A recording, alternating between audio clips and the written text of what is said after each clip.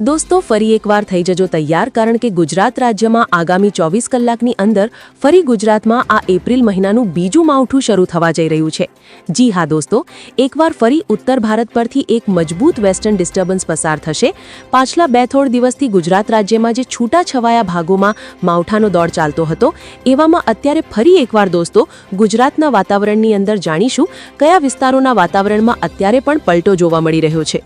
તો બીજી તરફ દોસ્તો આવનારી 24 કલાક પછી તો એ પલટો ભારે પવન અને ગાજવીજ સાથે દોસ્તો માવઠાની અંદર જેમાં ઘણા જ ભાગો હશે કે કચ્છથી માંડી સૌરાષ્ટ્ર, ઉત્તર ગુજરાતથી મધ્ય ગુજરાતના વાતાવરણને અસર કરશે। અને ખાસ આજના વિડીયોને દોસ્તો અંત સુધી જોવાનું રાખજો કારણ કે અત્યારે આગાહીકાર એવા અંબાલાલ પટેલની પણ આવનારા મહિનાઓને લઈ અરબી સમુદ્ર અને બંગાળની ખાડીમાં વાવાઝોડાની તો આગાહીઓ કરી જ છે, પરંતુ આ જ મહિનાની અંદર હજુ 2 માવઠા વરસાદ રૂપે થાય તેવી આગાહીઓ પણ સામે આવી રહી છે। આગાહીકાર એવા પરેશ ગોસ્વામીએ પણ દોસ્તો રાજ્યમાં આમ તો 2-3 તારીખનું ચાલી રહેલું માવઠુંને જેને લઈને હજુ તેમણે આગાહી કરી છે કે આ માવઠાનો દોર હજુ લાંબો ચાલે તેવી આગાહી છે। ત્યારે આ તમામ અપડેટ આપણે એક પછી એક જાણીએ એ પહેલા તો દોસ્તો તમે અમારી આ ખેડૂત દુનિયા YouTube ચેનલ પર નવા છો તો ખાસ મિત્રો આ ચેનલને સબસ્ક્રાઇબ કરી દેજો। સૌથી પહેલા તો દોસ્તો અત્યારે અમે તમને જોઈ શકો છો ભારતના તમામ રાજ્યોનું વાતાવરણ બતાવી રહ્યા છીએ।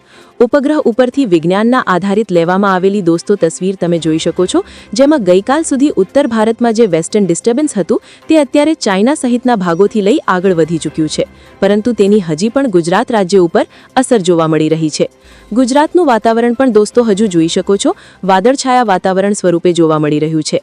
અત્યારે કચ્છના તમામ વિસ્તારોના આકાશમાં વાદળાઓ છે, તો એટલું જ નહીં આગાહી હતી એ જ પ્રમાણે આજે ઉત્તર પૂર્વ ગુજરાતના વાતાવરણની અંદર પણ ગાઢ વાદળાઓની ચાદર પથરાયેલું આકાશ જોવા મળી રહ્યું છે।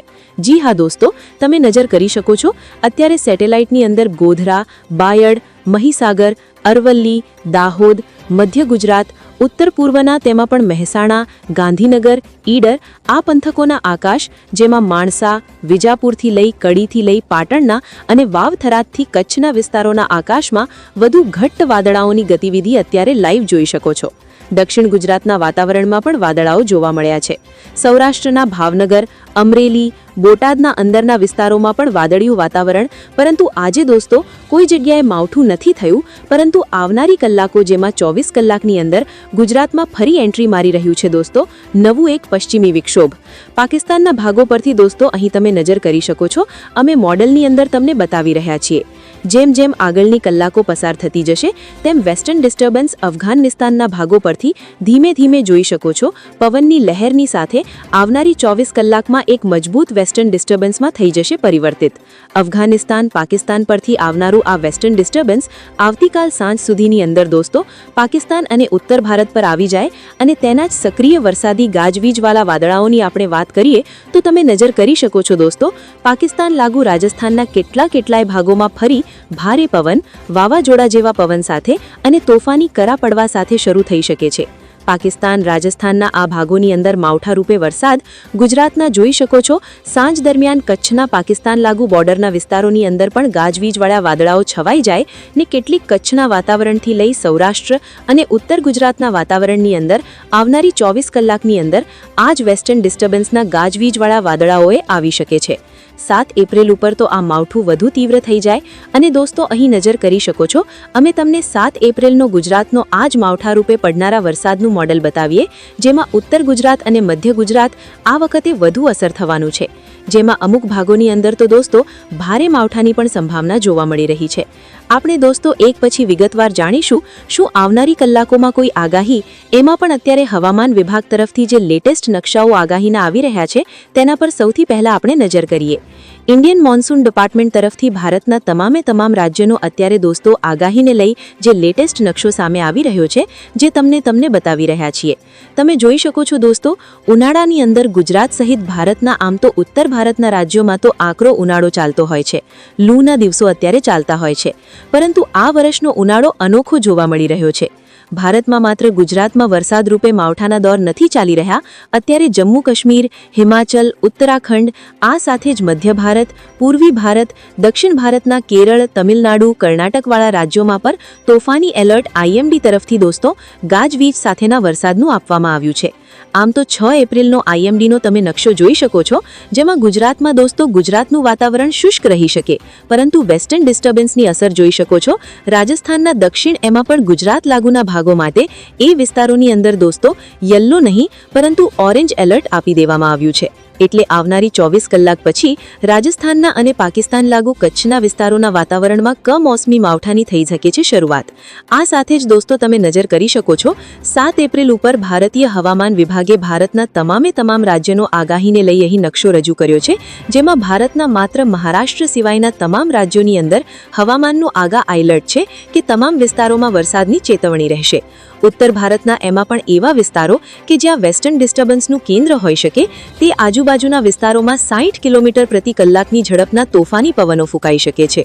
ગુજરાતમાં પણ 7 અને 8 એપ્રિલ ઉપર પવનની ઝડપમાં ભારે વધારો થશે. જોટાના પવનોની દોસ્તો ઝડપ 50 કિલોમીટર કરતાં પણ વધી શકે છે તેવું અહેવાલ અત્યારે જોવા મળી રહ્યું છે. અને એટલું જ નહીં, અત્યારે દોસ્તો કચ્છના અખાત અને એમાં પણ કરાચી લાગુ ઓમાનલા અખાતની અંદર માછીમાર ભાઈઓને દરિયામાં ઊંચા મોજા ઉછળવાની સંભાવનાના કારણે દરિયો ન ખેડવાની સૂચનાઓ અત્યારથી જ આપી દેવામાં આવી છે. 7 એપ્રિલનો તમે ગુજરાતનો આગાહીનો નકશો જોઈ શકો છો, જેમાં ગુજરાતમાં યલો એલર્ટની ચેતવણી આપવામાં આવી છે. તો 8 એપ્રિલ ઉપર આ માવઠું દોસ્તો ધીમે ધીમે ઘટાડાની સાથે ગુજરાતમાં ફરી માવઠાની આગાહી દોસ્તો 7 તારીખે વધુ જોવા મળી રહી છે. અને ત્યારે હવે પછી દોસ્તો આપણે અહીં મોડલની અંદર જાણીશું કે ગુજરાતમાં આગામી કલાકોની અંદર ગુજરાતના કયા જિલ્લાનું કેવું વાતાવરણ રહેશે, ક્યારે ગાજવીજ અને તીવ્રતા સાથેના માવઠાની સંભાવના છે, ખેડૂતોએ શું સાવચેતી રાખવી જોઈએ. ત્યારે દોસ્તો તમે જોઈ શકો છો આગામી કલાકોમાં અત્યારે ગુજરાતની અંદર જોઈ શકો છો ખાસ કરીને સૌરાષ્ટ્રના, પૂર્વ સૌરાષ્ટ્રના અને મધ્ય ગુજરાતના પૂર્વ લાગુના વાતાવરણની અંદર આકાશમાં વાદળછાયું વાતાવરણ બની રહેવાની સંભાવના છે.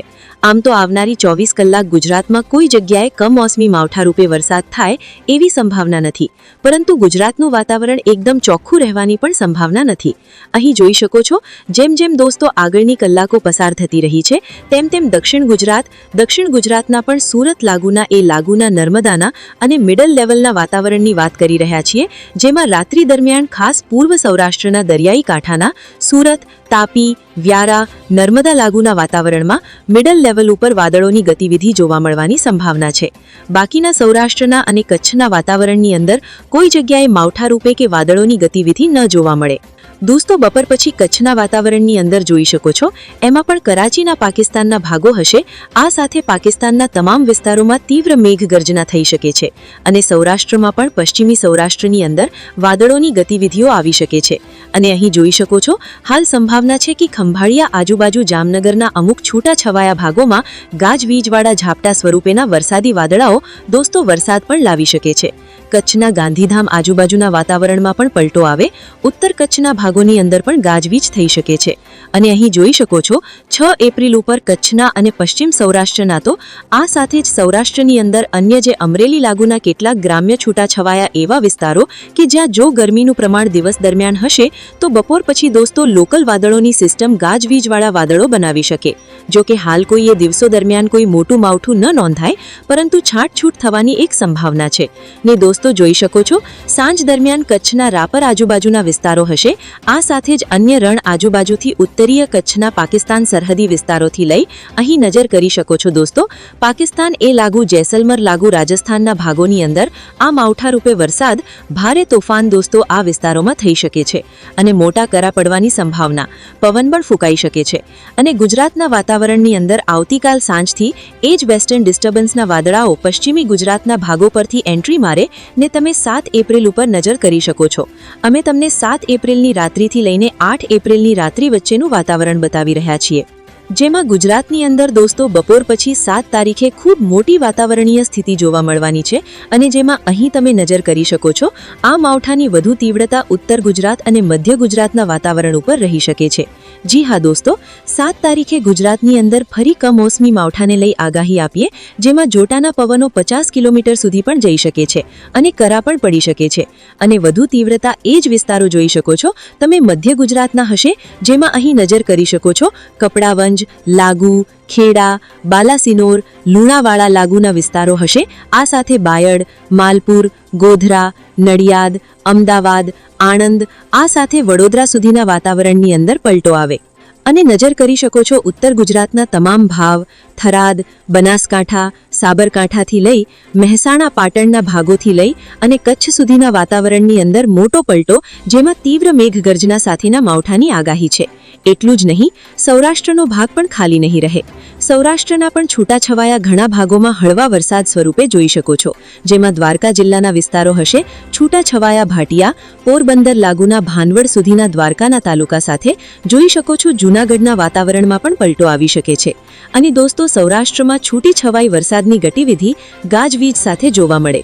આમ તો આ લોકલ વાદળોની સિસ્ટમનો વરસાદ જોવા મળે, પરંતુ વેસ્ટર્ન ડિસ્ટર્બન્સની જ અસર અને જેનું પ્રેશર હશે ને અહીં જોઈ શકો છો.